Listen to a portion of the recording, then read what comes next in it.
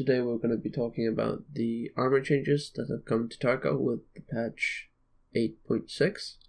Armor's been changed quite a lot in this patch. We got a new thing called blunt damage, which has been in the game before, or it actually was in the game the entire time, but it's just been pumped way up. And also lots of the values on armor have changed. The way you repair armor has changed. There's also come a change to the defensive capabilities of the helmets and the armor. So now it takes more shots to kill, or in some cases it takes less shots to kill. Yeah, let's just jump into it. If we look at P.A.K.A. to start with, you know, the weakest armor, we can see it's made of the material aramid. Because it's made of aramid, it has good repairability. The repairability stat in this game determines the amount of hit points or points the armor loses when you repair it. It of course also depends on which trader you use to repair it with, you know, skier, propper, or mechanic.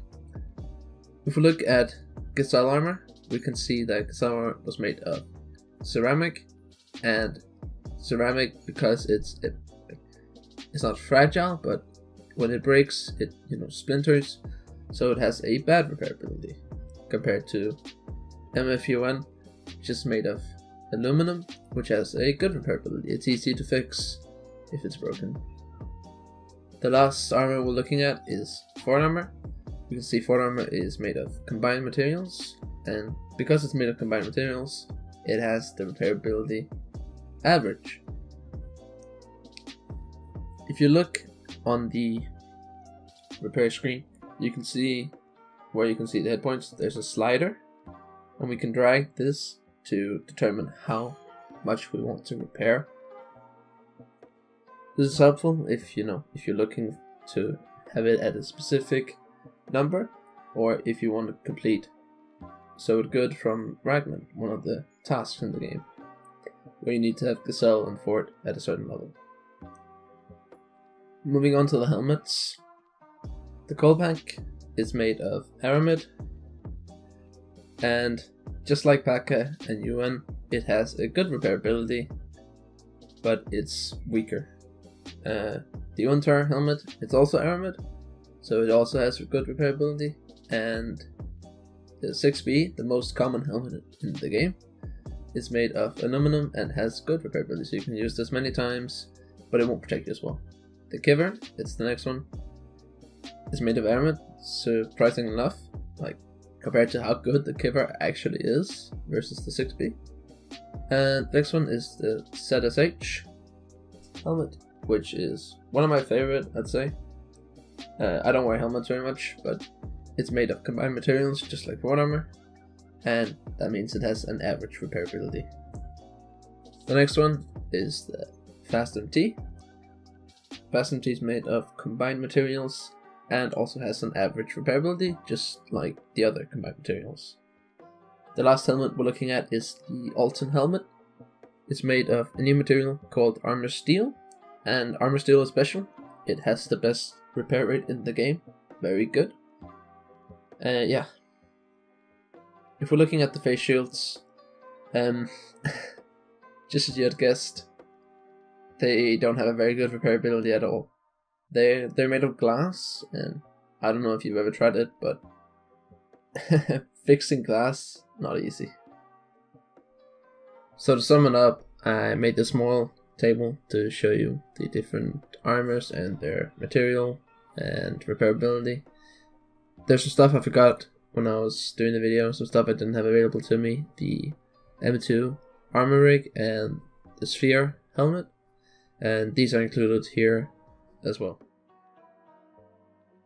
So in this clip I'll be showing you some armor tests that I did with one of my friends, and yeah, the first one is slugs against the Fast MT.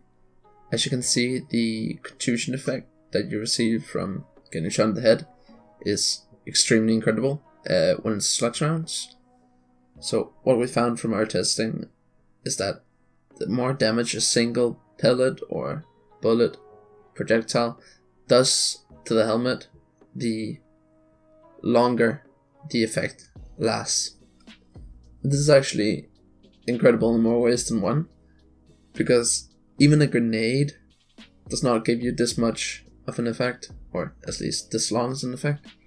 It doesn't seem to be, like, the effect doesn't seem as strong as a grenade, but the way it lasts so long, it's extremely confusing and useful. So the next test is Buckshot against the Fast MT. As you can see, it also gives you the contusion effect, but the helmet takes way more damage than with the slugs. So in this test, it's the 545 BS rounds against a Fast MT. In this clip, he actually shoots me twice, and he doesn't even manage to black my head or my chest, which is incredible. The round penetrated the helmet, so there was no contusion effect, and yeah, you could easily tank a few shots like this, which is way better than the last patch where one round would kill you and you'd be done. We tested one more time just to see if the armor is gonna break completely, or the helmet's gonna break. It actually doesn't. He could shoot me 3 times if I'm healing, and yeah, usually in a fight you'd be healing all the time, so effectively you could be taking 4 to 5 shots wearing this helmet. So the side armor, still useless, no point in wearing it, and I really hope this gets buffed at some point, because if it's not 2 points, or at least 2 hits, then there's no point in wearing it, and since the face hitbox is so big compared to the helmet, yeah, it's still kind of useless wearing helmets without face shields or at least solid side armor. So here we're testing the face shield, and the face shield has gotten a huge buff. I'd say a huge buff. A visor that can tank 3 hits is actually amazing. One thing to keep in mind is that when you repair the face shields, the bullet damage, or the cracking, it doesn't go away. So yeah, you'll still be like, you still have the bullet holes and you can't see as much with a visor, so a visor is sort of a one-time use, but as you can see here, it will save you. So the last thing we're testing is the 762 PP, which is the best 762 version, and as you can see, it one-taps every time. Like, the Fast MT does nothing against this round, because this is the king of all calibers, and you're gonna have no chance against it. So if you're going into a raid, at the moment at least, I'd say bring the 762 weapon. It's way more useful than the 545. Yeah, it just shoots way harder and kills way faster. And it's the same price. So last test, it's slugs against Ford armor, and it's actually incredible that he just managed to kill me with 13 rounds to the stomach. Like, you'd imagine that someone would die being shot this much, especially if blunt damage had an effect. But as you can see, one round does 1 point of damage to the Ford armor, and it has 80 health. Yeah, and I don't. My health doesn't take any damage at all, which is insane. So in this testing, he doesn't manage to kill me, but yeah. So don't use shotguns with slug rounds. Just use the buckshot. Aim for the head. Yeah, this is a bit from me, guys.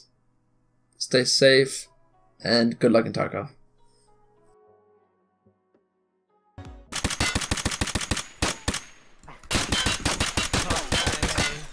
Sexiest, prettiest man. Oh, check this out.